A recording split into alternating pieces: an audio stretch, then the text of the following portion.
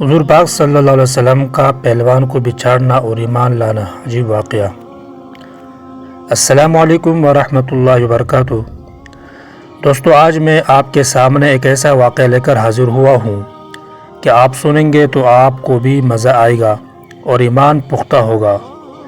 تو چلتے ہیں واقعے کی طرف بغیر ٹائم ضائع کیے ہوئے۔ عرب میں ایک پہلوان تھا، رکانہ اس کا نام تھا۔ وہ بڑے زبردست پہلوان تھے اور مشہور یہ تھا کہ یہ ایک آدمی 1000 آدمیوں سے مقابلہ کر سکتا ہے۔ بہت ہی قوی تھے۔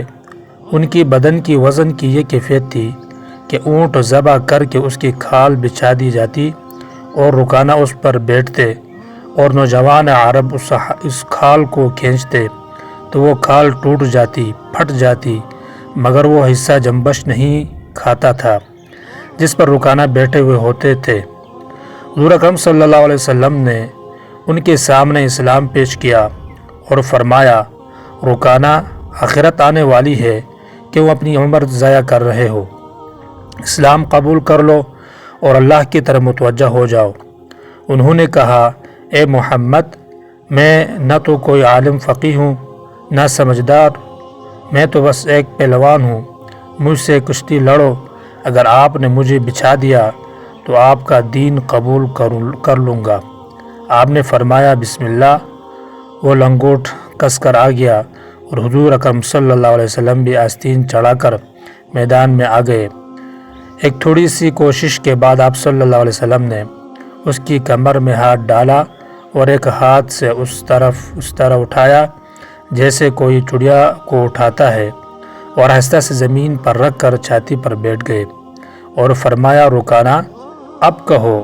مگر رکانہ کو یقین نہیں آیا کہ میں بچھڑ گیا ہوں، کیونکہ کسی نے آج تک اسے بچھاڑا ہی نہیں تھا، اور حضور اکرم صلی اللہ علیہ وسلم نے اس طرح بچھاڑا کہ اتنی وزنی لاش کو ایک ہاتھ سے اٹھا کر نچایا اور آہستہ سے رکھ دیا۔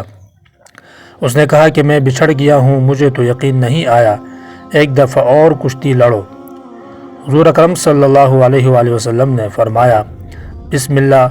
پھر آپ نے 1-2 پیچ کے بعد کمر میں ہاتھ ڈال کر اٹھا کر نچایا اور آہستہ سے زمین پر رکھ دیا۔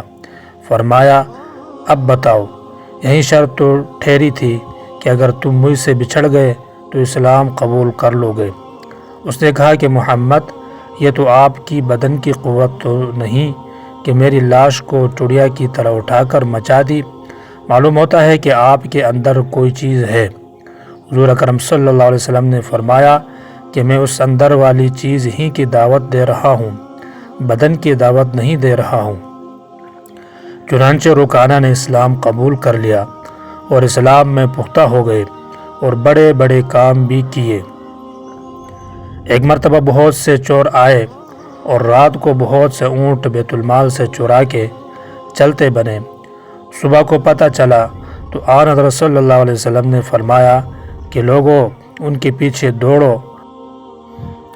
رکانہ نے کہا کہ میں تنہا کافی ہوں، چور رات میں ہی نکل کھڑے ہوئے تھے اور تیزی سے بھاگے جا رہے ہوں گے، معلوم نہیں کتنے دور چلے جا چکے ہوں گے۔ رکانہ دوڑ پڑے اور راستہ میں ان کو تھام لیا اور کہا کہ سامان اور اونٹ لے کر واپس چلو۔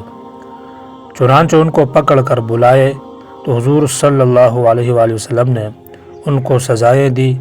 کہنے کا مقصد یہ ہے کہ بہت لوگوں کے دل میں حق آ جاتا ہے، اگر تعصب نہ ہو اور واقع حق طلبی ہے تو حق ضرور کھلتا ہے۔